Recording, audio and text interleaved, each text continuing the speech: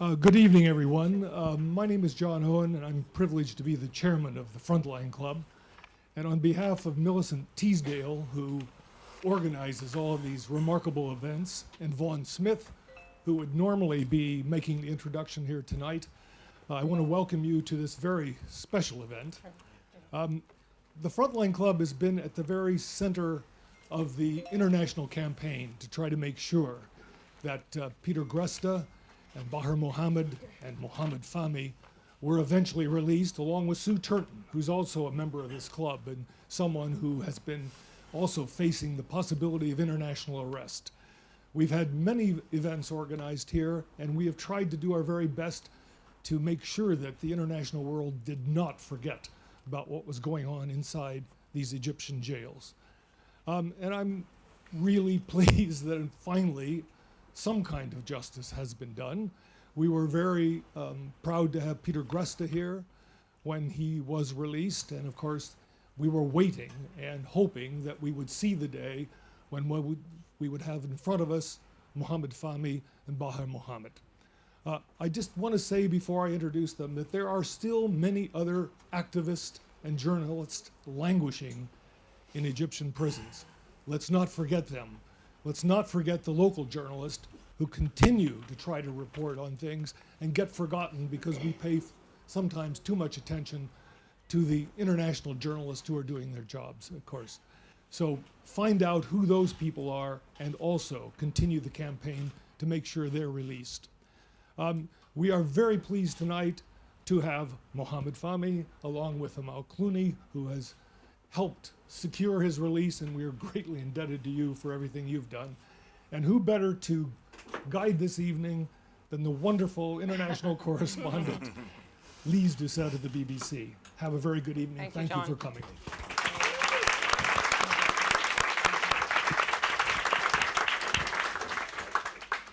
Ladies and gentlemen, it's fantastic to see such a big turnout here tonight. I think what we'd like to regard is in London, one of the houses of press freedom. And I'd like to begin by saying that when not just a good journalist, but a very good Egyptian-Canadian journalist covered the events that came to be known as the so-called Arab Spring, he must have reported day in, day out about a rallying cry, which was Hurrah, freedom. And little did he know at the time that a few years later, in fact from December 2013, he would begin to long for something called freedom. And I think we are all very privileged tonight to be with Mohamed Fahmy on his first night here in London, his first public appearance since he tasted freedom. Welcome, Mohamed Fahmy. Thank you so much.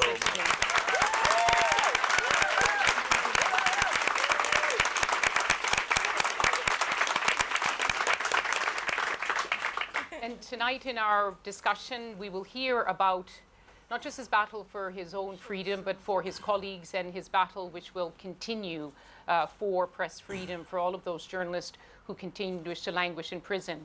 But we also are very grateful for, if we're going to talk about a battle, his legal weapon, the distinguished human rights activist and lawyer Amal Clooney, and his not-so-secret weapon, in fact, she did become not-so-secret, Marwa Omara, who stood at the prison gates time and time again to call for Mohamed's freedom. We want to welcome you, Marwa, as well tonight.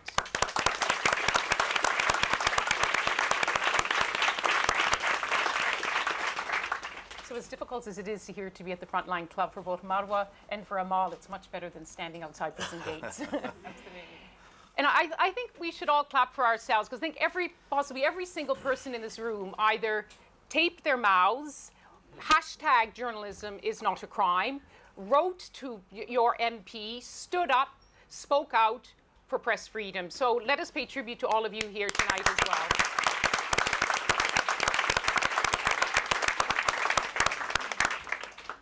And let's begin. Freedom, what does it feel like? Well, on my first day today in public outside the Egyptian border, I do feel like I'm born again. And you know, me and Marwa are just so easy to please now. We're walking the streets and we're very euphoric for no reason. So, you know, we're very excited to be here. But today, I just want to mention a very important person in this room, Dominic Kane, oh, Dominic. My colleague from Al Jazeera, who The last time I saw him, we were in the Marriott 2 years ago, and The Marriott cell. yeah, the Marriott cell. You know, the very dangerous journalists. You know, and yeah, terrorists. Yeah, and it's so excited to see him today, and we're gonna have a beer later. But you know, I'm just happy to see him today. Yes. Really. And he's still a wanted man, Dominic. Don't worry, we'll protect you here in Frontline Club. The next part of the battle. Yes. The battle continues. Yes. The last time we had seen you before the day when you came out was in August, and Amal, you were in the courtroom that day, and everyone expected that that would be the day where the judge would find you and Baher Mohamed guilty, but you would probably be a one-year sentence, and you'd already served time, so you would taste freedom that day. And I think the world saw pictures of you behind the cage. We saw Marwa in tears. We saw Amal having to field questions from the press about why this verdict had been announced again. What did it feel like, just to contrast, when you went back into prison accused again of spreading false news and being linked to a now banned Islamist group, the Muslim Brotherhood? Well, I never ever thought it would happen again. I still, I went that day. I said goodbye to Amal. I'll be back, and I hugged my wife, and I took my mobile and wallet, forgot to give it to her, and I just walked to that cage, thinking that in 5 minutes I'll be out. I never thought that would happen, specifically because the technical committee that was appointed by the court presented a report to the judge saying that we did not fabricate any videos, and I know for a fact that we didn't. And so I sort of had more optimism this time around that this retrial would result in a positive verdict, and if it didn't, then it would have been settled due to political reasons. From day one, I've stated that this case had two aspects. It was, the aspect of freedom of speech, where you are silencing 3 recognized journalists, and it had a political aspect, which is an ongoing score-settling battle between Egypt and Al Jazeera, Qatar, the owner of Al Jazeera. So, again, most of the lawyers thought that it would be a time served or a suspended sentence, but it was a real shock for sure. I would just say not on a legal basis. People said to me as I was walking in, how do you feel? And I could hear people saying, we're cautiously optimistic. And I thought, hang on what basis would we be cautiously optimistic? If you were to look at it from the point of view of the evidence that was presented, you would be wildly optimistic that he would be acquitted, and the others, because there was absolutely no evidence presented in the retrial, just like there was no evidence in the initial trial.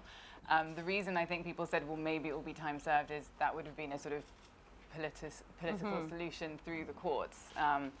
And what we got was a reduction in the sentence. And actually, when we were in court, we thought that the judge had found that there was a conviction on false news and on a lack of licenses, but had not reconvicted on the basis of terrorism, which was the most absurd charge. But actually, I did, before coming today, reread the 60-page judgment, so I've got it all fresh in my mind. And it was a conviction for terrorism again, and really just on the basis that, well, anyone who works for that channel must therefore be a terrorist, and with no other evidence cited. The kinds of evidence were things like, well, he was the mastermind of the Marriott cell at this hotel, and there were people coming in with handbags and of different nationalities. Final cut. And which was my favorite. So in the prosecutor's closing speech, he said, surely anyone who has on their laptop a software called Final Cut Pro must be intent on undermining the security of the state.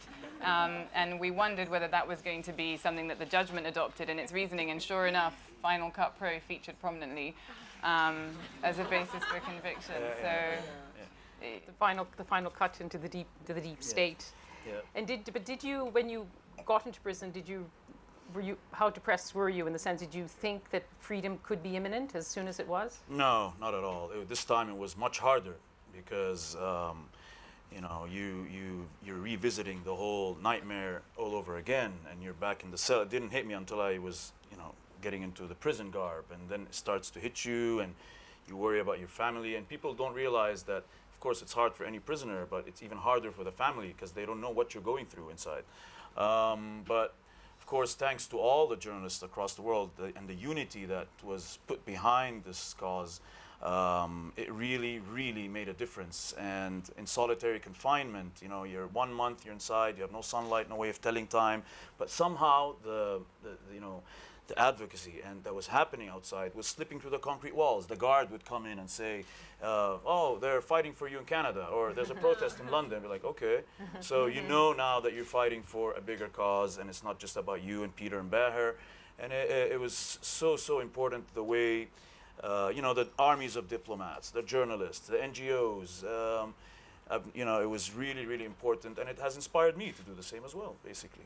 And when you went back in, were you with Baher Mohamed, your Egyptian colleague, who of course left children and his wife behind? He went back into prison the day after he celebrated his son's birthday, who was born when he was in prison. I call Baher the father of the year. I tell him that if there's an award, you guys should nominate him. He's such a great guy. And yeah, of course, he was with me. He's been with me the whole time. Peter also spent a lot of time together in prison, and it's that brotherhood and bond that we had that kept us going inside that very intense situations and emotional roller coasters all the time. And thankfully we were pardoned, and I believe this pardon came due to a collective effort.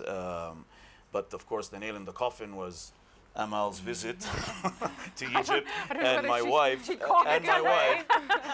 Maybe not the best use turn of phrase there. And my wife. But just tell us that day, because some people may have heard the story, but it must be a very extremely sweet moment, the moment that you heard the news, because it was a surprise to everyone, I think. Marwa was visiting me, and after a family visit, you go back to your cell and you're really depressed, and because you just left your family behind. But as soon as I walked in, our names were being announced on television. And me and Baher couldn't believe it. I mean, we literally danced and hugged, and we did we were so excited, and we started packing, and they just picked us up and they left us on the street with no phone and no money. And we're at my old high school, outside the high school. I'm wearing the prison garb, and it was really an emotional. And I'm thankful to the Egyptian government, but I've been invited on Egyptian television shows. I've been interviewed in Egypt before I came, and I mentioned that this pardon comes, the way I see it, is that it's a spirit of reconciliation, and I said that it should be a path for more pardons, and I announced very clearly that there are many more behind bars that have been, they've been bundled in after the security sweeps following the political turmoil, and there are innocent people inside, journalists and others. And again, I've been calling on Egyptian television for that my colleagues should be pardoned. If you pardon, the ringleader, then you should pardon everybody else, right? Yes. And But let's be clear on what, and I'll bring you in here, Amal, because we discussed this in Cairo during those days of the last courtroom appearance. What does it actually mean in Egyptian law for Mohamed and Baher to be pardoned, because the others are not pardoned yet? Right. Does it mean the conviction is wiped, or? We have asked this question to the Egyptian council, and we've been told that it should mean that your criminal record is expunged.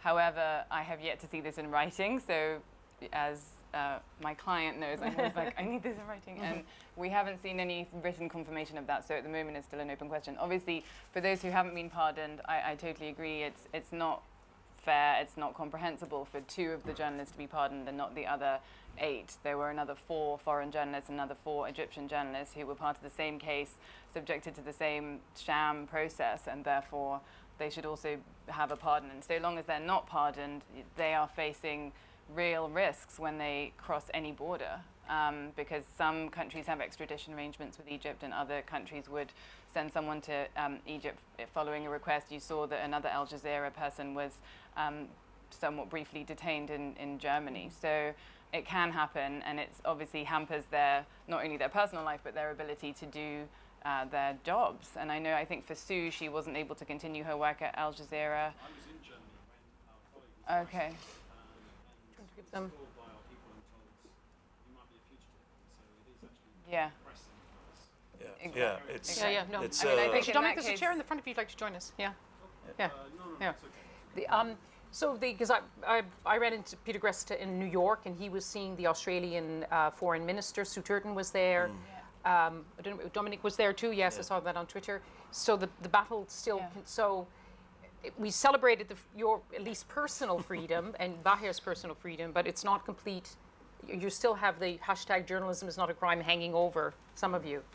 Yes, very, very true. And this case had so many first times. You know, it was the first time for somebody to renounce his Egyptian citizenship. It was the first time for the deportation of Peter while he's still being tried. There's a first time where you're pardoned, and we're the only journalists, I think, on the list. The rest were activists. So, if there's a legal impediment in relation to the absentia, those sentenced in absentia, I do believe there's a chance that this legal impediment could be resolved or tweaked, let's say. Because there's a suggestion that there's going to be another change in the law. Is that correct? If either of you want to, that the president could make another change in the law. He introduced the law to deport foreigners. Exactly.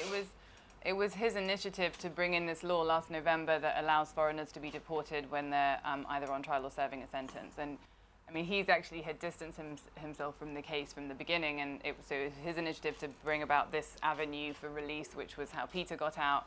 And obviously, he's the one who pardoned Baher and Mohamed. So, anything can still happen. And we hope that there will be further moves in that direction for the benefit of the others.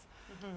And Amal, at the time in Cairo, you had said you would argue on two fronts. One was either deportation, which is how Peter Gresta got out into Australia, or a pardon. But you argued at the time that a pardon was better. Than you actually mentioned that Eid could be, it's a traditional time to pardon prisoners in Egypt, and so it was 100 others, including Baher. And did that surprise you that it happened in that way, or you were given? I mean, we thought that there was a definite opening. We'd also heard some positive indications before we got the definitive news, but our approach has been, we've heard some positive things before, we've got to just continue. So on the day of President Sisi's speech at the UN, I was actually scheduled to do an event with Peter in New York, and we were just proceeding on the basis that, don't count your chickens. And then we did get the good news. I think there's two things that are important about the timing. One, it was during Eid, so it was a sort of act of reconciliation in a way, and a sort of compassionate act. It was also one day before the president was meant to be flying to New York to give his speech at the General Assembly. So I think for those of us who've been trying to work out what is the impact of international pressure, I think you can read into that to say that's not a coincidence either. And I think we have to also thank the Canadian government and the governments who have raised this, the US State Department and others, who've raised with President Sisi when they see him and with their counterparts this case every time they meet with him, which meant that he didn't necessarily want his UN visit to be overshadowed by this case. So I think it was Eid. I think it was also the GA. So I wonder whether there are lessons in this particular case. Every case is different because every country is different. Every country's rules are different. But Mohamed, you have a case of having two passports. Well, now you only have one. But someone with a Canadian passport, and there was constant discussion and criticism throughout those 2 years that whether or not the Canadian government was going enough. There was a sense in which the Australian government was doing more to help Peter. Just how important is it for a government to stand up and speak out loudly and to work both in public and behind the scenes in a case like yours?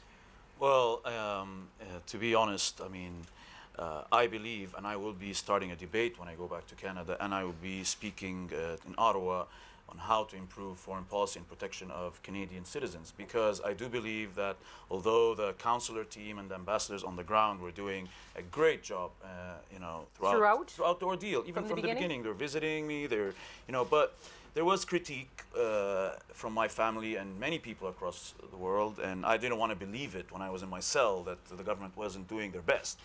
And when I was released on bail, I realized that this critique comes from, there's a reason for it.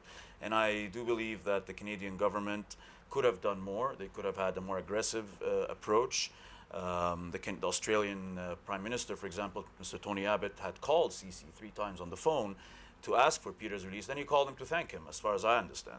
And then my family started the Harper Call Egypt, and my friends back in Canada. It's a campaign that was quite successful. And I think the government responded. Did Harper ever call Egypt? We don't even know. That was the hashtag, Harper Called Egypt. I'm not even sure. Not used now. Yes, yes. Did he ever call? Do you know? I don't think he did, but well, we knew that there were communications. Yes, we didn't necessarily know the mode. I think I would agree with that. The ambassador on the ground really used exceptional efforts to support the case and made the case a total priority, far beyond what you would normally see in a consular assistance case. But that's consular assistance. Yeah, That's there is like a very sure the important family. That's point. not the same Yeah. as No, but high at the level highest levels, pressure. exactly. So when you had Foreign Minister Baird, initially he was like, well, you can't have bullhorn diplomacy all the time. So then we said, but then the question was, well, is it quiet diplomacy or are they just quiet? You know, is there nothing really going on? And so we did expect, I mean, obviously then you wouldn't expect the Prime Minister to say, here is what I said to President Sisi on the phone, but you might have expected more confirmations of phone calls having taken place. I think particularly when there was a moment in the case where the Canadians had actually been told that Mohamed was going to be deported and Peter was sent back to Australia, and then they just didn't do it. And I think at that stage, as a sovereign state, this is the most infamous case of your citizen abroad being subjected to an unfair process, and you basically had an oral treaty with another state. When they renege on that, you know, I think that's when you thought maybe more could have been done. That was an amazing moment to see Peter deported, and actually it happened in Marwa. I was in the hospital, and Marwa was sitting right there beside me, and we were so excited. But again, you know, you get these mixed emotions, and why am I not on that plane? You know, and you know, you get assurances from your government that you're going. Marwa quit her job. We were ready to go. We were even looking into flights, you know, and then suddenly they threw me back in the cage again in the retrial. So it was intense. And here's something that I believe every government now should take in consideration, that I believe as soon as someone is arrested, in the government should intervene from day one, from the most senior level of officials, because any chances of extracting a suspect or a prisoner are best before it's referred to trial, because once it goes into the trial phase and it's into that clogged judicial system, it's really hard for the president to extract you or pull lines for you, you know. And He even said, President Sisi said, I wish they hadn't gone to court. I wish they had I dealt wish with they'd it. been So he deported. probably would agree with you. yeah, and also not only about extracting you, the support that you have all given us, and you know, intervention from highest officials could actually save you on that single day in a prison. If you're sleeping on the floor, they'll get you a bed, they'll get you extra food, they allow you more outings. You could be transferred to another prison. I had a medical issue, for example, and it took a while for them to get on and get me out of that situation, but it was kind of late.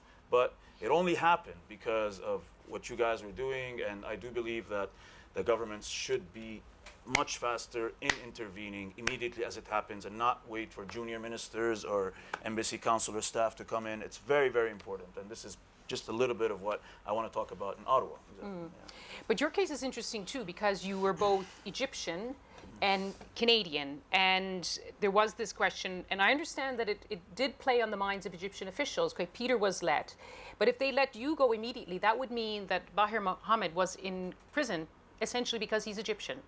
And we discussed this a lot here at the Frontline Club about how people, local journalists, are much more vulnerable than foreign journalists with a passport, with a government who may or may not pick up the phone. But in your case, you both suffered but benefited from having, at the time, 2 passports. But tell us a little bit about when you had to relinquish your passport, because I remember many of you may have seen when Mohamed came in, after you put a social media campaign saying, what is the price of freedom, should I really give up my nationality for freedom, and then walked in with your Egyptian flag. Yeah, in court. Yeah. I Yes. think Yes. being Egyptian is not a crime. Yes, after exactly, journalism is not a exactly. Yeah, I remember that. But what was your thinking through that process about, because you felt both the pride about being Canadian and the value that how that could work in your favor, but also your pride at being Egyptian. Of course.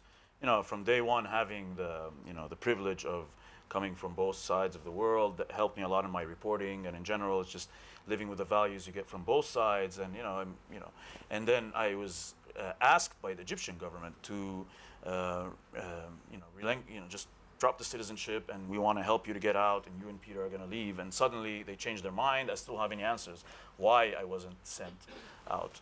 So in court, I know the judge already has me framed as this Muslim Brotherhood supporter, a Qatari agent, a spy, you name it. You know, it's just like the courts in Egypt at the moment, the sentiment is really intense in the sense that they're eradicating anything related to the Muslim Brotherhood.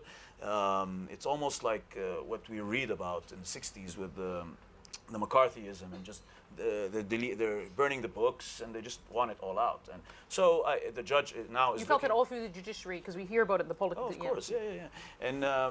And the judge now sees this guy who dropped his citizenship, so now he thinks he's a traitor. He doesn't care about Egypt, and so I thought, a photo's worth 1,000 words, and maybe he'll get the point if I put the flag up. And to be honest, it did help in the public opinion in Egypt. And this is another thing that we had. I'm very thankful to the Free AJ staff campaign. It was great, and it helped a lot. And I know a lot of people in the newsroom back in Doha were very helpful, but I do believe there had to be a better parallel strategy, and that it should have included much, much better legal support, Egyptian legal teams on the ground. And although Al Jazeera was advocating outside and lobbying in other places, they weren't doing it in Egypt. And Amal's role and what she brought to the table is that she was explaining to Egyptian ambassadors in Washington, in London, and she started a communication with Egyptian officials inside Egypt to remind them, well,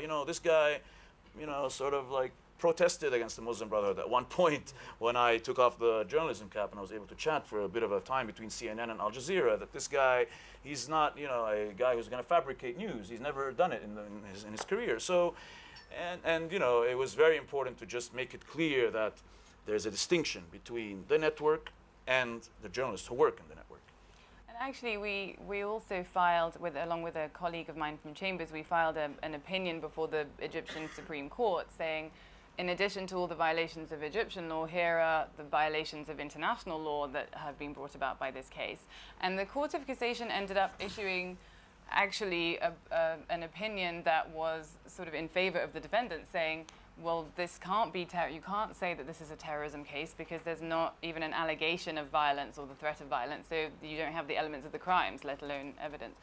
And that was actually a positive moment. Unfortunately, so then they ordered the retrial. When it went back down to the lower court, we had this second absurd judgment. But we were pursuing both legal and diplomatic strategies at the same time, hoping that one or the other would work. And on the diplomatic side, deportation and pardon. But as you said, we preferred the pardon because others would benefit too.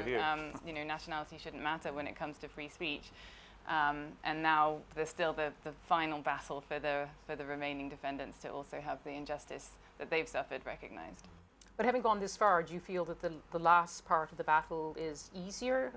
I mean, I saw one positive statement that the Australians had received, because now there's been a formal request made on behalf of the other journalists to get a pardon, and but again, as I said before, with other positive indicators, you don't really know what to make of them. You wait for the result, and you still might not get it in writing. Yeah, I'm still waiting. But I hope so. I mean, it would make sense. I think what President Sisi has done was a really important first step, but we're not quite there yet. And if Baher Mohamed was sitting here with us, Mohamed, what would he say when he was in the prison cell with you and there was that Peter had gone home because he was Australian, you were possibly going to go home because you were Canadian, and there was discussion among some governments about possibly giving Baher another passport? Did he despair to say, I'll be the one who'll be languishing here? Did he fear that, because the fear was that once all the so-called foreigners were gone, that Baher would just languish in prison? What did he kind of, without obviously disclosing things which are private, but just so we get a sense about what the feeling was, two different people thrown together but with very different circumstances? Oh, Baher is a strong guy. He's an idealistic guy. He wants to have 6 children, and he wants to save the world, and he has this sort of, acceptance to the whole situation, and that's why I really like him, and he's going to be a friend for life. And he was happy to see Peter go, and he would be very happy to see me go, But again, it's terribly tough to just leave anyone behind. And again, I am a changed man, and I'm inspired by what happened to me, and that's why I'm fighting for other journalists right now as we speak. And I don't think any journalist should be thrown in prison. And as you have seen, I've highlighted many of Al Jazeera's shortcomings and mistakes that contributed to our situation. And Is there anything more? I mean, we know that halfway through your battle against to get your freedom became a battle against Al Jazeera, and you chose actually while you were still in prison, or were you out on bail at that point, to launch a $100 million lawsuit against your employers, who at the time were still paying your salary, were paying for lawyers, although you ended up changing lawyers. I know it's going to be a legal battle, so you may not want to tell everything about it, but we've already discussed how sometimes the passport you have can make a difference to your case, but so too who you work for can have a difference to your case. And in your case, it was a highly politicized trial. Well, and about my employer, Still your employer, correct? You're still Al Jazeera journalist? ask them. Dominic, are you guys still colleagues? We're colleagues forever. He knows that. But yeah, Al Jazeera from day one, the team, we did some really good work, and I was very hypercritical of our own work, everything we've done, because I know the Arabic channels were under the microscope, and I wasn't told in the job interview, but later on I found out a lot of things that infuriated me. And for example, the Al Jazeera Mubashir had been shut down by a court Which order. is the local. Do people know that there's 3 Al Jazeera channels in Yeah. Egypt? Mubashir, which is Egypt-based, Yeah. and then of course Al Jazeera Arabic, and then Al Jazeera English, which you were working for. Yes, from day one, I believed that Al Jazeera English was a very respectable organization. Many of the journalists were friends of mine, but I differentiated between Al Jazeera, Mubashir, the Arabic Egypt arm, and I distanced myself completely, and it was a condition upon taking the job that we were to do our own news gathering, sourcing, booking. And then I found out that the channel, later on I found out, much later after the arrest, that it was shut down because the Egyptian government decided that it's biased to the Muslim Brotherhood and a threat to national security.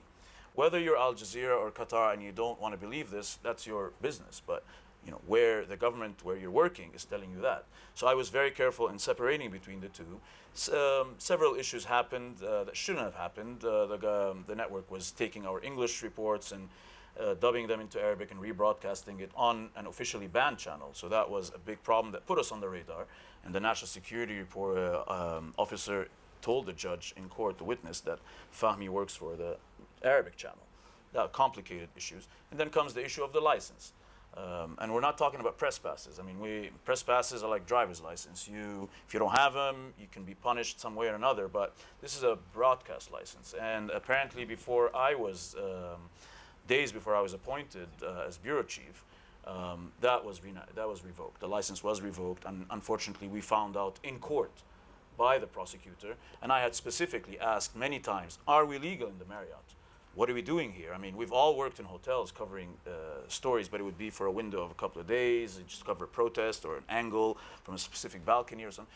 But they said, yes, stick to the editorial side. Don't worry about it. And we constantly asked as we went. And, the answer I found out in court. So that infuriated me. But we should be clear that Yeah. the charge about licensing was so narrow. I mean, the prosecutor talked about, press passes and so on.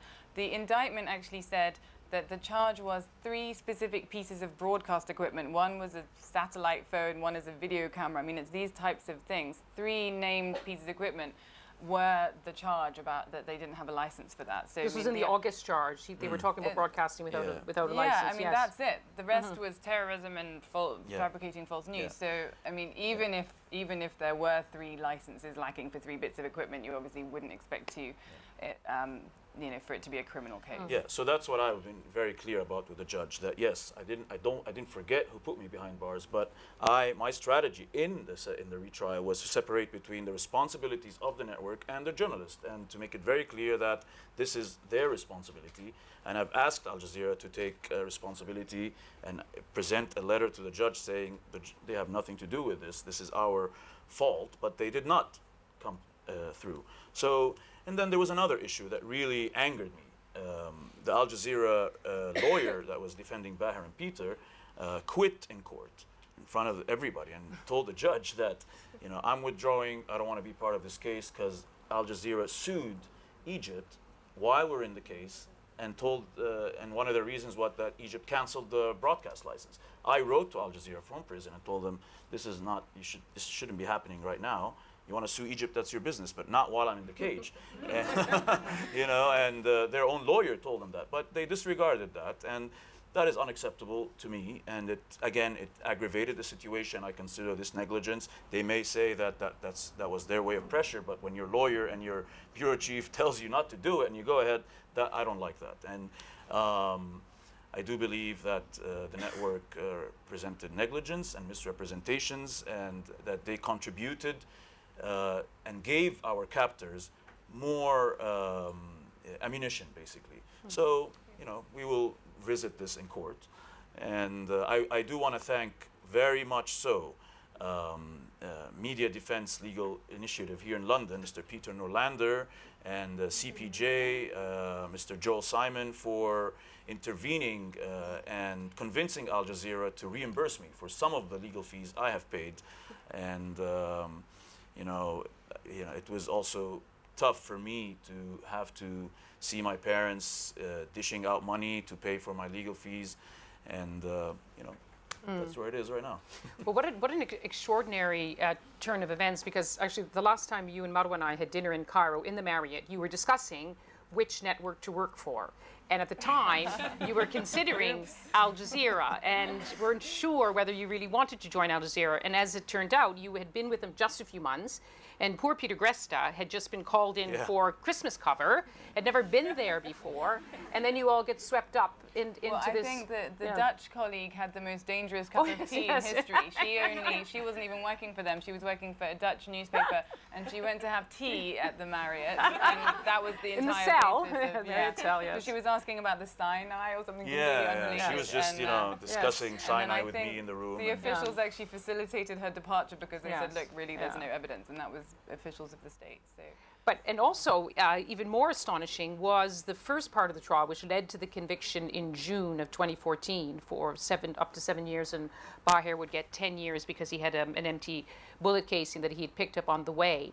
But I know both of you have looked at what the Court of Cassation later threw it out, but the extraordinary so-called evidence that was brought in to convict you as supporting terrorism. I mean, remind us some of the things that were brought into court.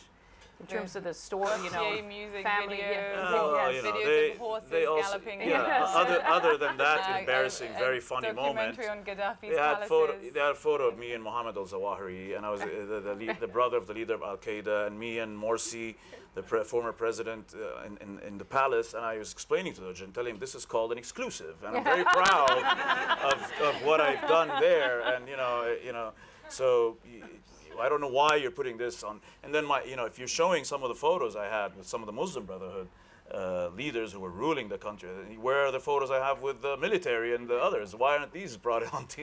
But I mean, most of it was stuff that was broadcast on other channels at a time that predated the indictment, and it included literally like Peter Greste's holiday snacks and things. It was funny. And if you, for those who haven't seen it, you have to watch the footage of the arrest where they video the seizing of the terrorist equipment, which is like a Mac laptop with Final Cut Pro and pens, but they play against, in the background they play music from the film Thor, and so it sounds really sinister, and they broadcast it on TV, and that was, then ad nauseum, the judgment, so in court, first of all, for hours they were playing this so-called evidence, and then in the judgment there's pages and pages listing what the evidence was. With that photograph of you and Peter sitting there, I've never seen you looking so glum. I mean, what was going through your mind at that time, December, just around Christmas? I opened the door and there was a video camera rolling and a guy snapping away, and I was like, "What are you guys producing? A segment?" And it was intense. It was intense. It was very, very tough, and we didn't believe that it would go that far, but. I felt that these guys were really out there to get us, and it was before we even reached the police station, it was reported on TV that we were terrorists, and it was very, very tough, and me and Peter were thrown in a cell with 16 other people, and we didn't have space to lie down on the floor, and again, the sort of brotherhood we had is what kept us going. And not Muslim Brotherhood. Yeah. Very sensitive. Victoria for one more day. Oh no! Well, let's before we move to the floor, let's not look back. Let's look forward. You're in London for a few days with Marwa, and you're going to head to Canada, and you're going to be going to the University of British Columbia. So what are your plans now? Well, we're just, I've been meeting some people here. I have so many thank yous. I've met with Amnesty family of ours, and it's just great to just see people that were fighting for you, and you see them in person. It's really interesting.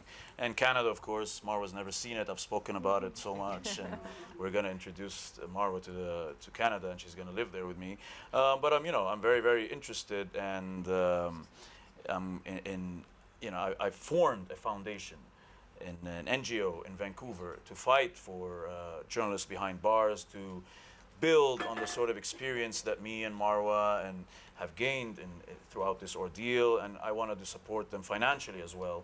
And last night, me, Peter, and Baher received the international award from the Press Club Association, as International Association of Press Club. It was in Warsaw, and Peter was there to receive the award on our behalf, the three of us, and they awarded us with 3,000 euros.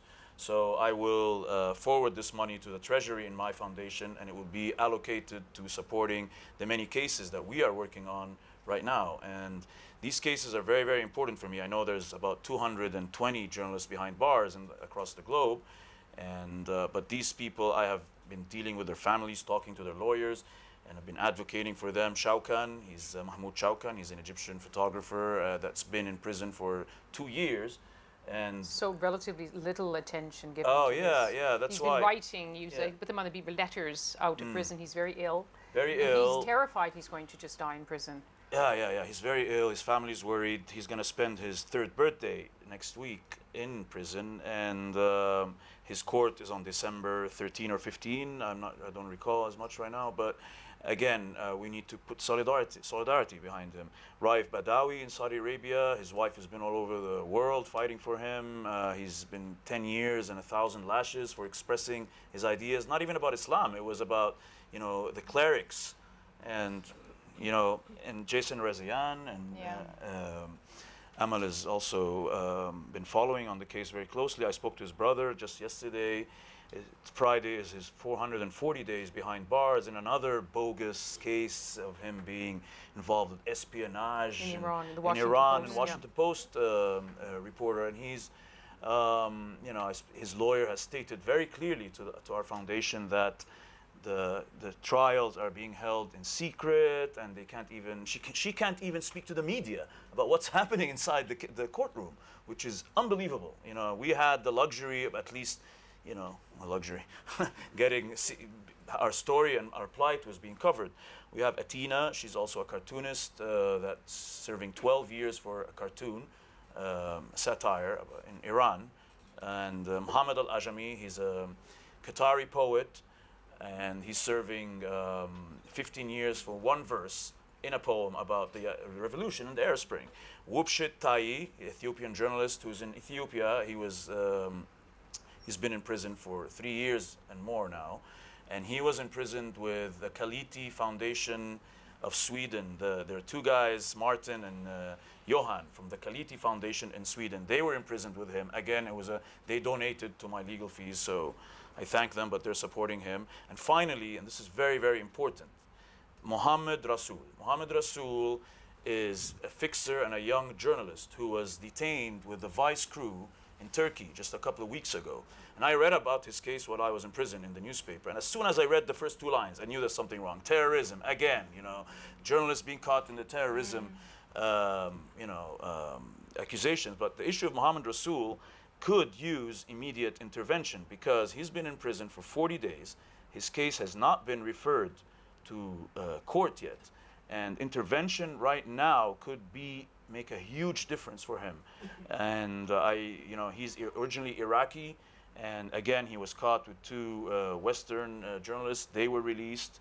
He's still in there, and I really hope that we can all support him and do something to keep the awareness about his case alive, because he could be referred to court any day, and you know what happens. when that Yeah, happens. no, I totally agree. And it's actually, on the legal side, you see some trends across these cases where they're the same types of laws that are being used or abused. through the judiciary. So you And get new laws now too. new laws. So, Yes. for instance, the one that was used in the Egyptian case, broadcasting false news. You know, Qatar has just passed a similar law. Kuwait has a similar law. China's done something similar. So these, you know, they're really broad, and they allow you to capture, if you are a prosecutor who seeks to do so, and a judge who wants to convict on that basis, free speech. And then really broad definitions of terrorism or espionage, like the Jason Rezaian case in Iran.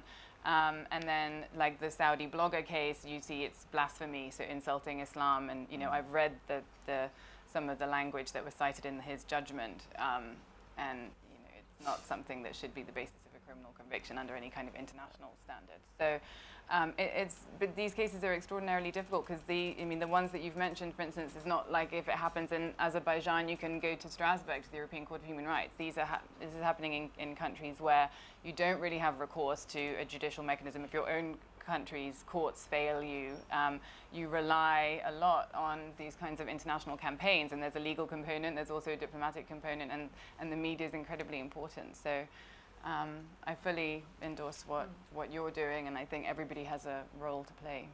But in terms of the trend, Amal, I mean, often here at the Frontline Club, we look at cases of journalists facing dangers from covering conflict. We've talked a lot of late about the threat of kidnapping from extremist groups like the so-called Islamic State. But now here tonight, and let us remind ourselves, it's a moment for celebration. But it's also worrying that it's the law that is being used against journalists. And if you're correct, it's the law is actually going, in many countries, going against press freedom and the safety of journalists just doing their job. Reporters Without Borders said that it's all going downhill across all the continents. And if you look at the number of journalists killed or imprisoned, and then there's the more subtle things, like you were saying, they might not go after foreign journalists in the same way, but the next New York Times correspondent in Egypt came from Pakistan. He had to leave. They literally came to his house and said, "You're out." And that's good treatment in Pakistan if you're a journalist. If you're a local journalist and you're not in a big city, then you know there's obviously much worse consequences. So, and then there's self-censorship where people are working in countries where they know that they are subject to this kind of intimidation.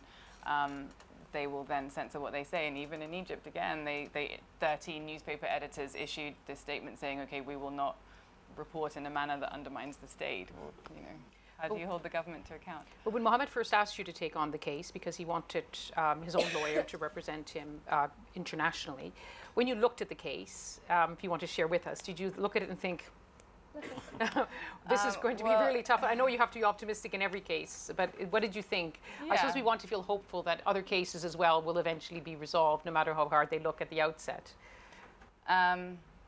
It led me to write an op-ed called The Anatomy of a Show Trial, because I saw every single aspect of sham proceedings that you would be looking for, you know, paying to review defense evidence, and a judge known as the executioner and things like that. So, I mean, it made me angry, and I also, because I knew he was innocent, but also I realized what was at stake, because, you know, Egypt is a leader in the region. Egypt is a country that other Arab and African countries look to, and this was a big moment and a big precedent. So I feel privileged that I've been able to contribute to the case, and that we're here in London Still to discuss it together. Hasn't sinked in yet.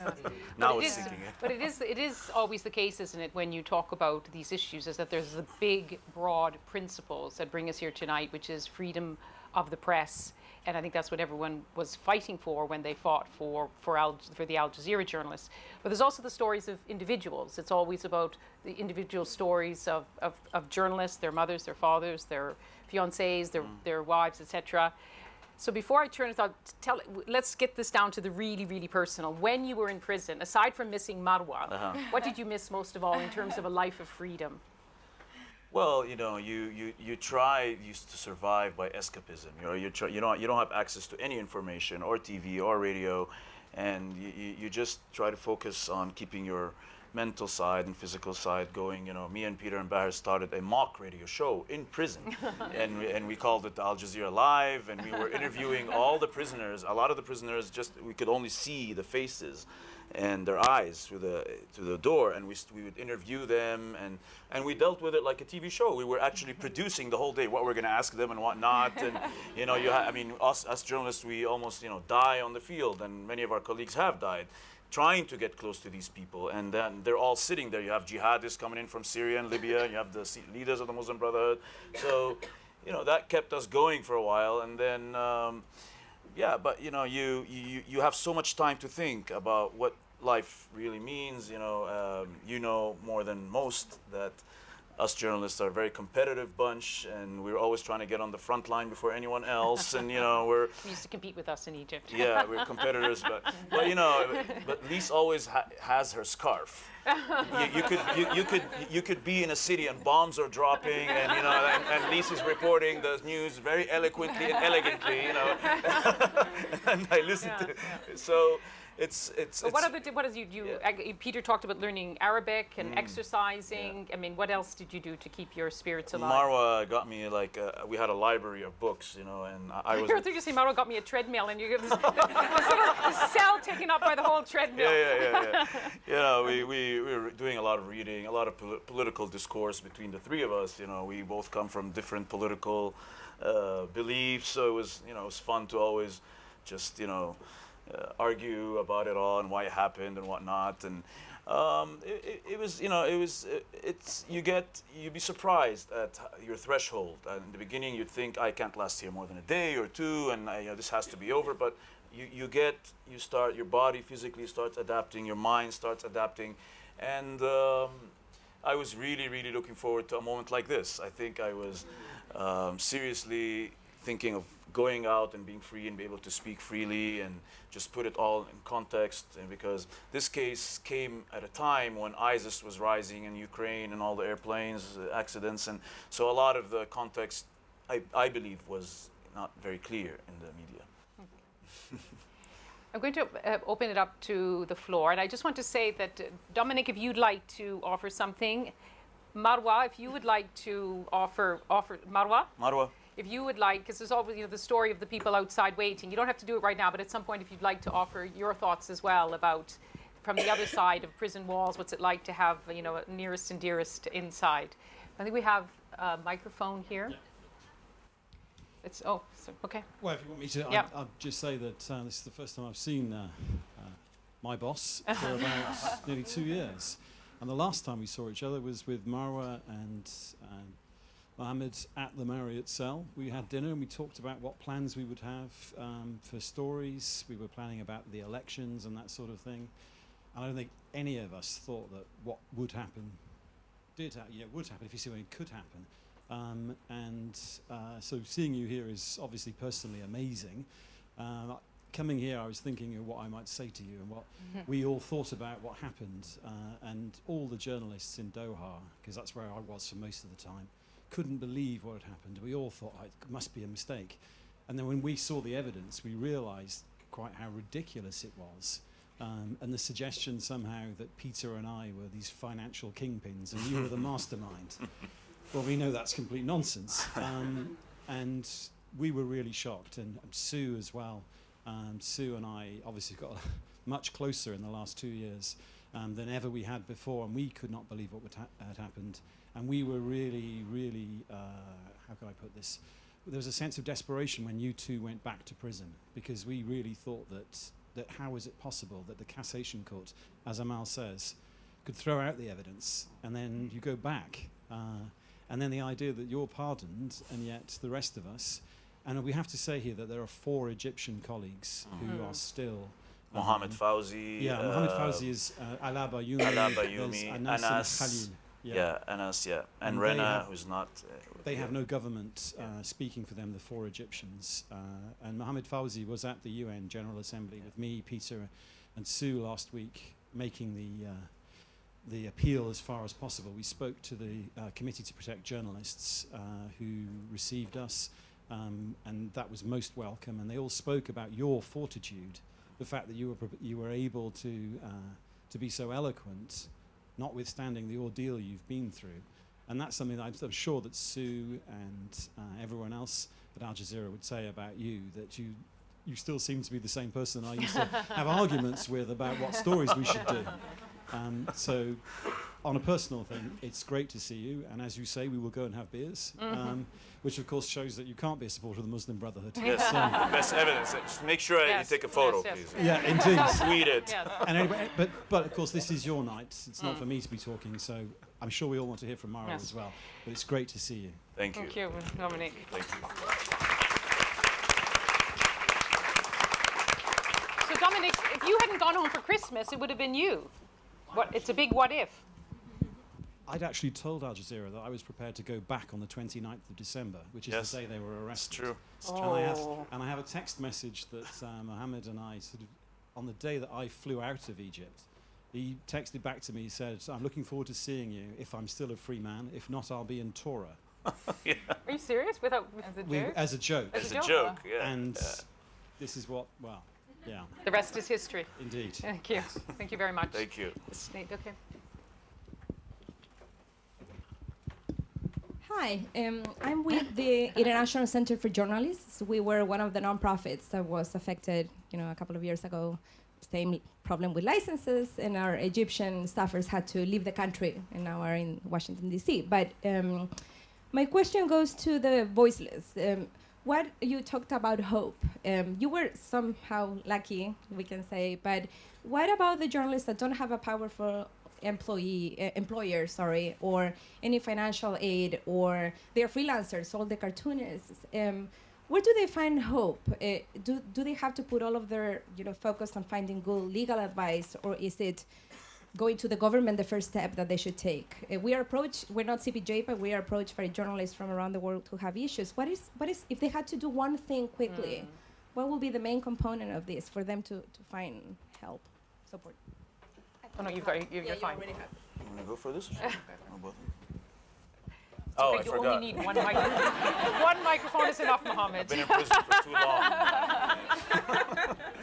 No, I think there are many lawyers out there that are willing to work pro bono, and Amal has provided pro bono support for me, except for some just bit of expenses for the agency. But the point is that, again, there are so many people out there that are willing to just put free press campaigners who don't do it for anything but the actual hope to help. And there are so many organizations that are doing so. But I do believe that there has to be a very powerful parallel strategy. The Free AJ Staff campaign was great, but there had to be very powerful lawyers present, because it's not only solved inside the court. There is lobbying behind the scenes. There is so much work that's done outside, engaging with the media to clarify what is exactly some of the context that's lost. And again, the social media part was so important in this case. And my profile photo to defend it. really? Social media. Yeah, was. social media People was often so wonder whether important. Twitter and Facebook just makes all of us feel good rather than actually doing No, it. it does I mean, make it does a make us feel good, difference. but it does make a. Yeah. And I You want had people in the authorities looking at your Twitter Oh account. yeah, they're translating it into the local press. I mean, if I tweet it now, it would be translated into the headlines into Egyptian press, and everything you were saying was outside in the Egyptian press, and it does make a huge difference. Social media. I will be talking more extensively in the near future about that, and so I think this collective effort is why I'm here today, and yeah. And I have to say, since I think we're allowed to say it now, that actually Mohamed and I were keeping in touch with each other when he was in jail through direct messaging on Twitter. When I was I was in Gaza, and he goes, "Lyse, I wish I was there." I said, "Mohamed, where are you?" Well, since you put the secret out in the open, I think me and Amal. I think I'm probably your first client we were communicating. We weren't using pigeons or messages in a bottle, but we were actually communicating through a phone that I had, and it was a highly sophisticated communication network known as WhatsApp. WhatsApp, exactly, and very extensively and daily, but it helps. In the litigation process and in the campaign, and yeah. Okay. Yeah, I know the. Yes. I'm going to take two here. There's two women right here, one after the other. Hi, thank you very much. I'm Esther Dormaj from BBC, but also previously from Al Jazeera, and this question is for Mohamed. So you've been very critical of Al Jazeera, but also the organization has this reputation for a lot of risk-taking and also shedding a light on the Middle East and regions where, let's say, other broadcast networks wouldn't previously go. This goes as far back to Emin Mohieldin and Shirin Tadros when they were the only, let's say, Western journalists in Gaza. You've also talked about the media environment now, which is, I think, compromised for everybody. It's not really safe anymore. So considering that, how would you say that Al Jazeera might be able to regain some of its sheen that a lot of people have said it's lost since 2012, since Tahrir? And then a fun question for you. You're going back to Canada. Hockey season has started. Which team are you supporting? No, I bought my tickets already. I'm serious. I'm going to, I am going to a hockey game, and they're hearing me now. It's, I'm very excited about it. October 27th, I'll be there. The Habs, the Montreal. I'm there. They don't do very well, but it's good to support. To answer your question, in my critique of Al Jazeera in Egypt, and I was very clear that the network had a start in 1996 that changed in a positive way the media, the landscape of the media, and many people were very happy and excited to work for Al Jazeera. And again, I believe that taking risks, we all take risks as journalists. We get shot at, we get tear gassed, we work all day, then we got to go work in our sleep, so it doesn't end. But in the case of Egypt, it was just more than the risks you take on the ground. There was, I believe the network should have provided a better security umbrella for us on the ground. They should have had a better security assessment. And I've offered them, when I took the job, to let me speak to the authorities to better explain the difference between the English and the Arabic and find out more about the licenses and whatnot. And I was told everything was fine. But back to your point of what it can do, again, to improve that, there's so many aspects of this case that needs to be used as a case study.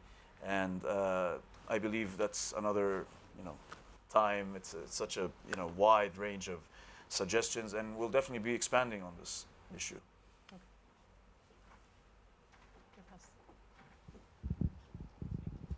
Hi, my name is Rani, and I'm from Canada. I'm very excited about your pardon too.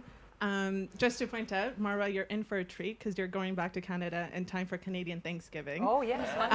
So you have turkey and pie to look forward to.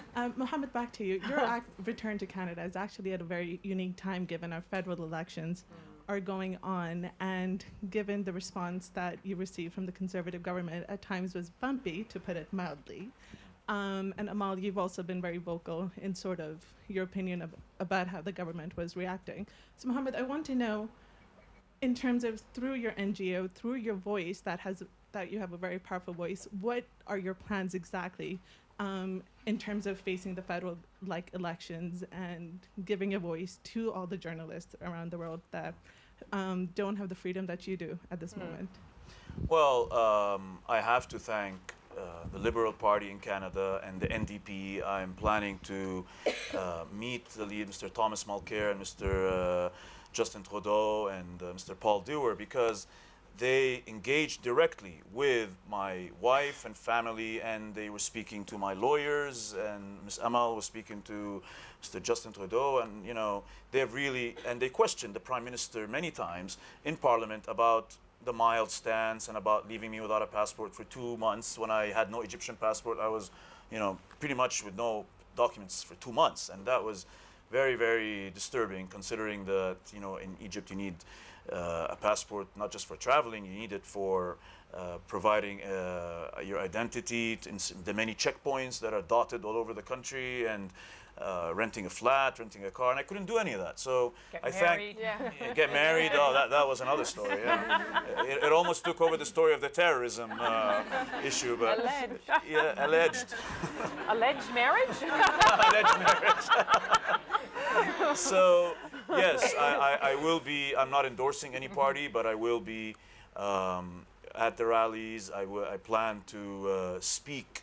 I've been, I'm invited to speak at several universities and with NGOs and people that stood beside me, like the CJFE, where fighting from day one, the Canadian Journalists for Free Expression and CAJ, and also, I do believe that I will continue to fight and sort of use the spotlight that, shouldn't last long, but I do want to fight for a lot of these people that I mentioned and others, and build on the expertise that we've all gained through this ordeal.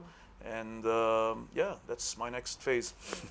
Because I think I should say, for people who don't follow Canadian media, I'm Canadian as well, is that in terms of what works in terms of getting people their freedom in Canada, the Canadian media covered this trial. It, every twist and turn of it, all of the Canadian press foundations took it up as a cause. So it wasn't just the politician, it was right across the society. And I hope it does leave a lasting legacy in understanding the importance of a free press to a democratic society. Yeah, very much so, yeah. Yes, microphone. I just wanted to ask, Introduce. given Your name, you introduce. Oh, my name is Amir Matar. Yeah. I helped with the case a little bit. Yes. I just wanted to ask you, with regards to the Egyptian media, there's been a paradigm shift since 2011, 2012 in blind support for government and for federal policies. And I was wondering, did you find any actual support from independent media outside of the state media in Egypt throughout the case at all? Or was it all just international campaigning? Well, if you have Amal Clooney on the show, then there's definitely been a revolution in the Egyptian media. That's to summarize my response, because a lot of the media there from day one, they decided that we were terrorists, that we were guilty, and then there was a sort of a shift, and there was a responsive.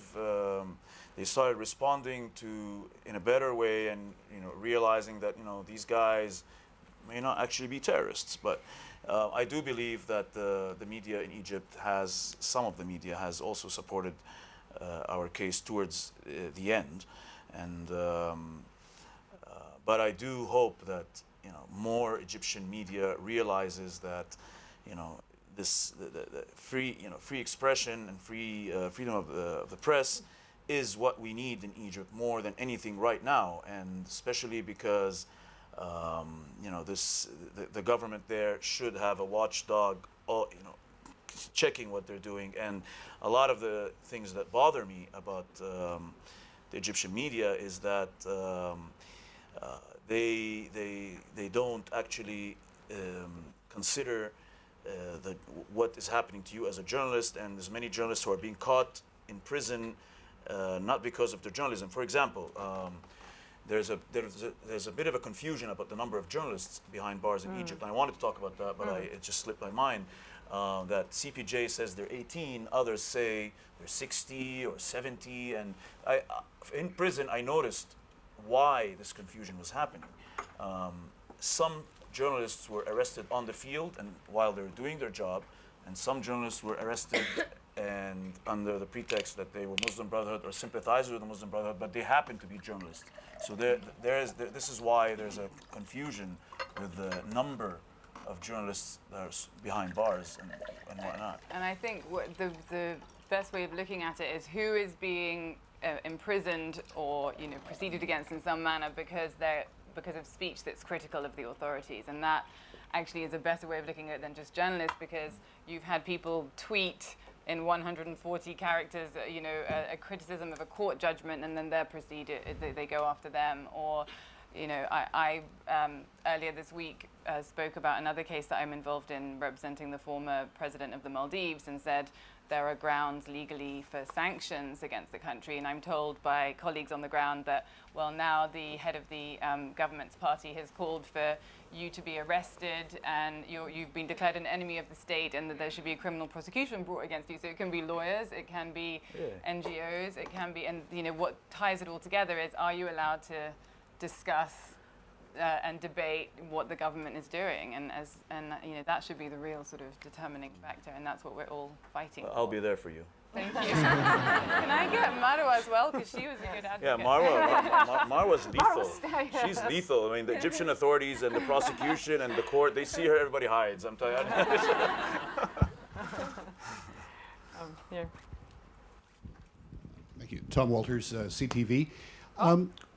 You've spoken about your desire when you return to Canada to initiate a discussion about what the Canadian government should be doing to protect Canadians abroad. Where does that discussion begin? I mean, we know some of the shortcomings in the handling of your case. What are the steps that are needed to be taken? What's the remedial action? What's the call to action? What should Canadians expect and demand of their government? And what day do you go back?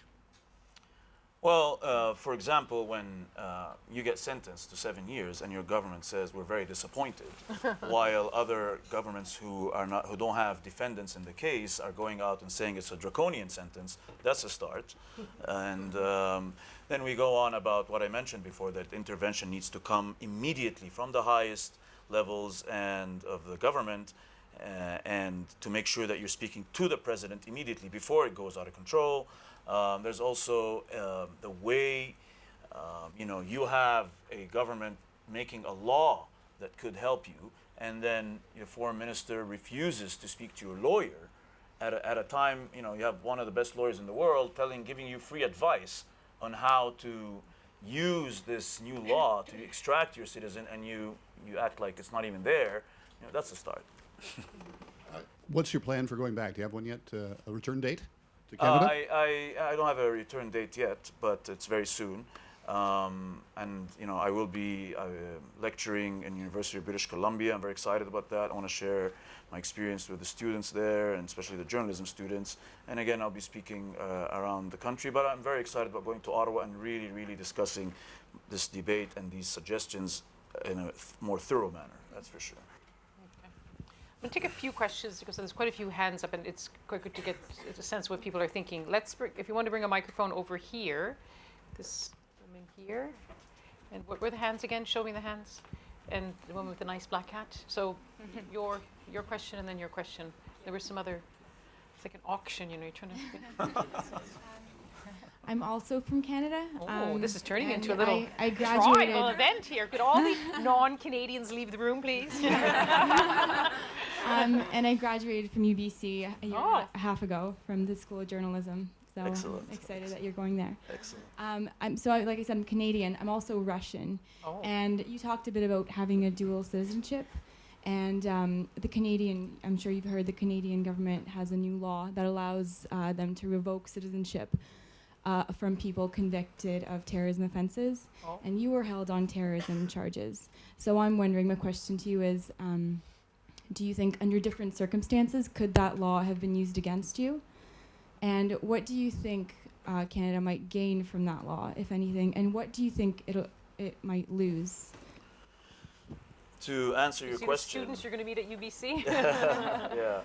I was aware of this law C-24 when it was initiated in Canada, and I was worried, and I asked the embassy to bring me the law and so I could read it exactly, and they did, and I read it in prison, and I was very concerned because although the war on terrorism across the globe, needs exceptional approaches, but to use this as an excuse to clamp down on civil liberties and it's a very dangerous law, C-24, because it basically overrides the judiciary, and you have one minister that can decide whether you keep your citizenship or not. And it was very worrying.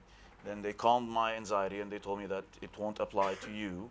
But again, throughout this ordeal, I learned not to believe anything until I see it happening. So I do believe this law is dangerous. I believe that it should be revisited, and especially that, again, so many people, tomorrow morning, a Canadian citizen could be in a similar situation like mine and could be innocent and finds himself in a terrorism case, be it you're a journalist or a doctor. And so I don't like C-24. Do you think it creates a misperception about dual citizens? Well, if it did, you can say now that I'm fully Canadian. But it does give a negative image, and it gives, Canada is well known across the globe that it's a very democratic country, and that's why so many people go to Canada and immigrate there and want to be part of the Canadian system and take on these values. So it does send negative messages across the globe. Yeah, Thank you. Thank you. Okay. It's quite. It's a real tragedy because Canada is a country of immigrants, and we have this expression in Canada, which I don't think you use in Britain, called the hyphenated Canadians, where you're Canadian, Bangladeshi, Canadian, Pakistani, Canadian, Egyptian. Everyone has the gift of having more than one a rich culture behind them. Okay. Hi, I come from Egypt. I just wanted to ask you, do you really think that things would change in Egypt, specifically in the coming few years, with regards to freedom of speech? Especially that lots of Egyptians, like from my friends and the way I see it from like social circles, they support the government and the oppression of speech. And would you be willing to report from Egypt or to report anything related to Egypt in the coming future? Just hold that. Does anyone else have a question about Egypt? Because I want to give everyone a chance to, just so we'll add to that question. This lady, or you scratching your nose? Yes. Don't go to an auction. You could get into trouble. Would you like to say something about Egypt just before Mohamed, in case it's something similar? Yes. Okay. Do you want to have that? Hi, I'm Heidi. I'm not a journalist. I'm also of Egyptian background from Australia, actually. I just wanted to find out, and it was similar to the question that gentleman in the blue and white stripe shirt asked. Yeah, hi. Really, I mean, I didn't know too much about the public's reaction to your case. It may have been covered, but I might have been ignorant to the fact. So, and also wanted to find out how your family were they faced with any scrutiny or... But I didn't know, international outcry, surely. Yes. We saw that, but the Egyptian people, I didn't see much coverage of it. Were they, in support of you, or I'm not too sure, so... Today I subscribe to a website which is monitoring Egyptian media, and after Mohamed is all over Twitter talking about how he left, there was a report saying today, reports are that the Al Jazeera journalist Mohamed Fahmy has allegedly left Egypt now, so they did cover it. Please. Yes, I do understand. We have so many friends and people in Egypt who are very supportive of what's happening, and again, this is. I don't think that the way freedom of expression is held, the current status is acceptable, and I think there's so much to be done. And I have been in constant contact with the current and former head of the Egyptian Journalism Association, the syndicate, and they are currently working on a new charter. And I've been also contributing to this charter, and it will be presented to the Egyptian president in the next several days, with many suggestions about how you can protect journalists from prosecution, what you could do to improve the registration of journalists, so we're not, caught in this, loopholes of bureaucracy. And so there are efforts, and I know there are efforts, and a lot of people, Egyptians inside, who are trying to improve the situation. Whether or not the government is doing enough, I think that they're getting the message now very clearly that they should visit this file and take it very seriously, because again, it's a sign of a democratic, healthy society if your press is able to report freely. And they're going into this parliamentary elections, and they're hoping to instate a parliament. Not sure how inclusive it will be, but I do believe there's signs of positive developments in Egypt on the economic aspect and the political aspect. However, there's a long way to go, of course. And the coverage in Egypt of your case? The coverage in Egypt of our case was close to non-existent in the beginning. Yeah. More than the coverage, public support. Was there an outcry among the journalist syndicate? Syndicate helped. The syndicate helped. They wrote letters to the president. They tried to intervene, but that also happened, after an army of Western journalists went physically with a letter to the journalism syndicate that was written by our friends in the press, and there was support from the Egyptian journalism syndicate, and they were trying to lobby behind the scenes. However, it was very tough in the beginning because, again, Al Jazeera had become public enemy number one, and the image, Al Jazeera, the brand had become so toxic, and we paid the price and became pawns in this ongoing, score settling between Egypt and Qatar. And I just hope that my release and Baher and others that were released, political activists, could be a new beginning for spirit of reconciliation. And I hope that we can just see more positivity there. Yeah, I mean, not to leave things on too gloomy a note, I think the best sign recently that we've had for press freedom in Egypt is the fact that you're sitting here, and the fact that in this case where the political stakes couldn't have been higher, as you say, there's this ongoing battle between Egypt and Qatar, the president still did intervene to pardon you and to pardon Baher and to set you free. So I think that's, we do have to just take a moment to really celebrate that and to realize its import. I also mentioned there's been this self-censorship to some extent, and so you had this group of journalists who said, okay, we won't report in this manner, but then you had a backlash to that, and another petition was filed saying, well, we don't agree with that self-censorship. So there are people on the ground in local NGOs and local media who are doing courageous work and who are persisting in difficult circumstances. And hopefully this pardon means that, at the highest levels, there might be a shift in the approach. I mean, there's some signs with some of the new laws coming out that are not good. Obviously, the parliament is yet to be convened, so we'll have to see. But the fact that you're here is definitely a very, very positive message from the highest levels.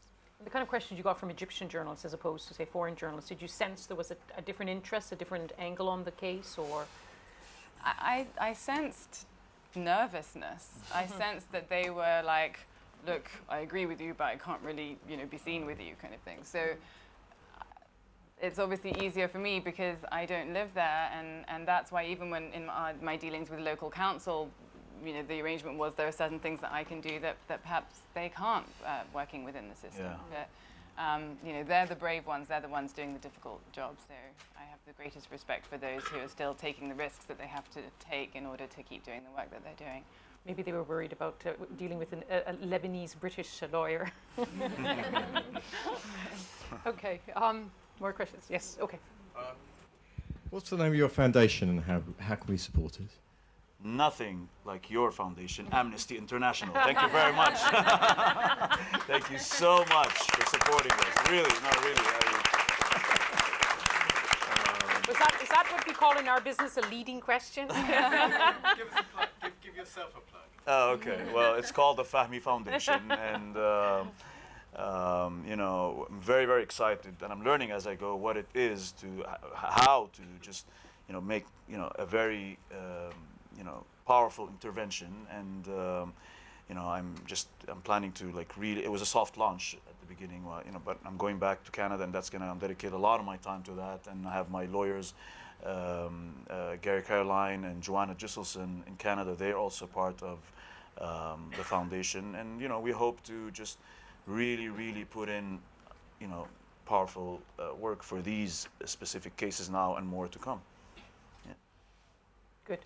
That's very good to mention it. And it's got a Twitter site, Fahmy Foundation, where you find, to your credit, even when you were in prison, your Fahmy Foundation kept up the Twitter account and mentioning particular cases of journalists and putting family pictures, and it was good. It was good to see. Two battles at once. More questions? Yes. We have about 5 minutes left. Thank you. It's a question for Amal. I wanted to find out, did you feel it was... Yeah. Oh, sorry. Yes. Foundation. Did you feel it was a disadvantage to be a woman representing the case in Egypt in dealing with the lawyers, or it didn't make a difference? Not that I was aware of, no. Or being an outsider? Because you dealt with the international side, and then the Egyptian lawyers dealt with the... No, I mean, I think being an outsider was helpful because, as I said, I don't work within the system on a daily basis, so I was able to be perhaps more bold or outspoken than sometimes my client she was actually the two of them kept telling each other, no, don't say that. No, you don't say that. She was actually more fierce than the men in this case, and she was, and I were trying to tone each other down. I mean, Emma would... There was a lot of back and forth. Yeah, there was a back and forth. But we got there. Yeah, and we got there. No, I mean, I was never made to feel that being a woman was in any way relevant or a disadvantage. Mm-hmm. But did you deal with the Egyptian lawyers in Egypt? Or? Yes, I did. Yeah. Nice. Good. Okay, two questions here. These two gentlemen. Yes. just behind you. Put your hands up, and then, gentlemen. Firas Khatib, journalist from the BBC. My question is, like, I see that you are very optimistic, and I'm happy for that. But you sound suspicious. yeah, it's a hope on the ground. But my question is, why are you optimistic? Because you have 500 satellite channels in the Middle East. Why producer or cameraman in Al Jazeera, even in the BBC, is important for the public? And you are raising important point. However, the public, they really don't care, while the governments in the Middle East are turning crazy. Well, No. I'm probably more optimistic because I haven't been on the field for a while. But you know, once I'm back on the field, I'll join your club and I'll be like very, very depressed again about what's happening in the world right now. And you know, I'm following it, and you know, it was very, very tough for me to be in prison and watching these jihadis celebrating Charlie Hebdo or celebrating the death of Stephen Sotloff and James Foley. So.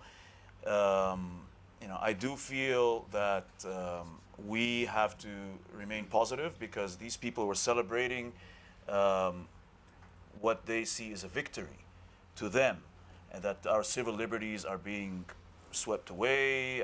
The governments are using their war on terror to clamp down on our freedoms. Journalists are being, you know, killed. God bless, you know, all those who have demised. But also, that's why I'm being positive, because I don't want them to win. I don't want these jihadists to win. I don't want this somber mood to take over. But again, check with me when we're back on the field and we can have this discussion again. Yeah, we need to. Yeah, we need exactly. to go. Yeah, that's the way to go. Hi, I'm Martin Short, a journalist and documentary maker. Tonight, the story is quite properly the journalist, but I'm sure you'll agree that the far, far bigger story is what's going on in Egypt as a whole. We have hundreds and hundreds of people awaiting death, presumably, unless there's some amazing change of policy by the government rather than by the judges. This is a totally politicized judiciary, and public opinion, as far as I can see, has just disappeared. They are just prepared to give Sisi a complete laissez-passer and to do whatever he wants. Have you, as a journalist, noticed, or of course, as you say, you've been in jail for quite a while, but I mean, we have a problem here that nobody is really reporting Egypt properly, partly because of intimidation through cases like yours. But I think that just the whole cause of journalism is really in the doldrums, because this is a massive story, what's going on in Egypt. And no one, least of all any Western government that wants to do deals with Egypt, is prepared to speak out. Yeah. I think both of us would like to answer this. Yeah. I would just like to say that the situation in Egypt, with this case specifically, our sentence and the case hit two birds with one stone. It was a message to all the journalists in Egypt that, you know, if you're not, you know, sort of towing the government line, you know, this could happen to you. But it was also a message that if you're supporting the Muslim Brotherhood, as Qatar is doing, and it's not a secret, we will get you. And thankfully, the journalists were not intimidated, and they continued to support us when we were in the cage. I was outspoken in the court, and I've mentioned this to the judge many times, that, you know, a lot of what's happening in this court should not be in a criminal court. It should be in a debate.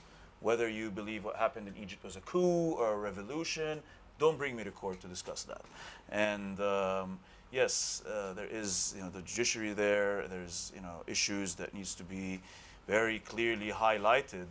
And you know, it did hurt me a lot to live in a wing with a lot of people who were sentenced to death, and they're waiting for that moment, and they're wearing the red suit. But, you know, so yes, this is a file that needs to be reviewed, and I think the president in Egypt and a lot of people now are looking to review these issues of civil rights and human rights and freedom of the press.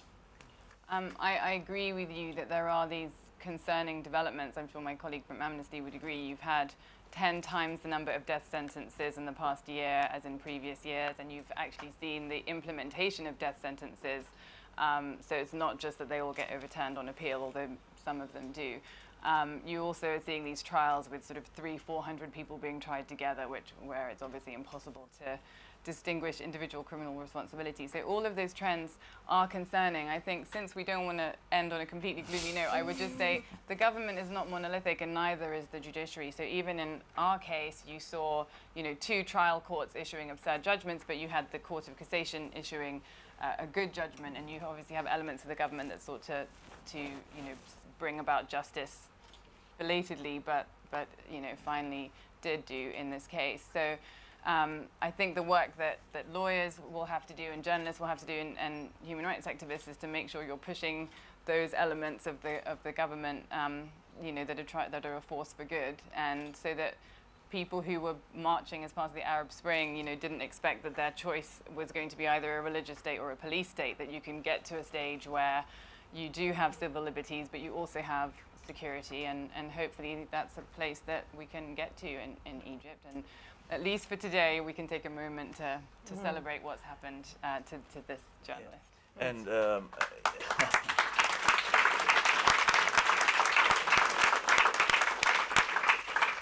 just something I wanted to say. This trial, again, I believe it's a case study, and it's been dubbed sometimes,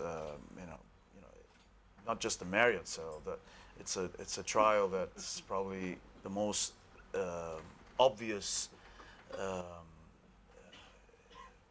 just analysis of what the media really means. And in this trial, it's very obvious how journalism and politics overlap, and how the media landscape in the Arab region has become almost like a minefield. You're walking in, or even if you're sitting in the newsroom, you don't know what could happen tomorrow morning to you as a journalist. So again, it did spark issues that are related to not just safety and protection, but also objectivity, and what it means to be an objective journalist, and how politics should not be injected in any of your reporting, regardless of your nationality or your political beliefs. I mean, so yes, it's an important case that needs to be well dissected. Ladies and gentlemen, I think we should pick up on Amal's point that we don't want to end tonight on a negative note in a profession which all too often has to report on negative news, and of late there's been a lot of very troubling news. Let us celebrate tonight, and also recognize that all of you here tonight, in ways big and small, have done your part in fighting for press freedom and underlining that journalism is not a crime. So I think we should all feel very proud tonight that we have this occasion tonight to celebrate the freedom of Mohamed Fahmy, and hopefully Dominic and the others will have their cases. Amal, I also want to say to you, because it's not often we have a human rights lawyer here, but the fact that you, in choosing among cases which deal with abuses of power, the relationship between the state and the individual, you took on the case of press freedom and made a difference. And I think we want to recognize all lawyers who do fight for journalists, and we need more human rights lawyers fighting for journalists. Marwa, I know you didn't want to take the stage, but I want to say that you first, a girlfriend to fiance to wife, who we see also all too often, the mother, the brother, the father, the friend, the wife who stands outside the prison gates and who shouts on high for freedom. And you kept the case alive on so many media, and I think we should all be grateful to you as well. And to you, Mohamed, just know that we will all be with you. You go to Canada, you may be the only Canadian journalist who goes to a hockey game with your lawyers. but I hope all of us will follow the Fahmy Foundation, because in helping your foundation, we will help many other journalists. And may you and Marwa have the sweetest Canadian Thanksgiving ever. Thank you very much. Thank you so much. Thank you so much. I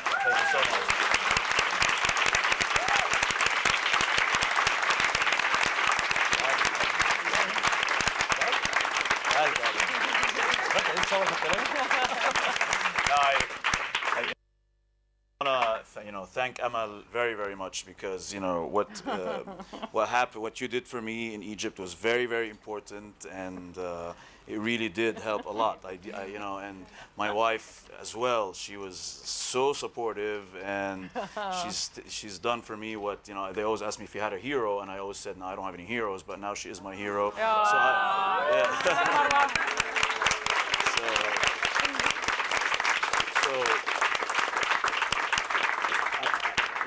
think I'm here because I have, two very powerful women who are behind me. Very lucky guy.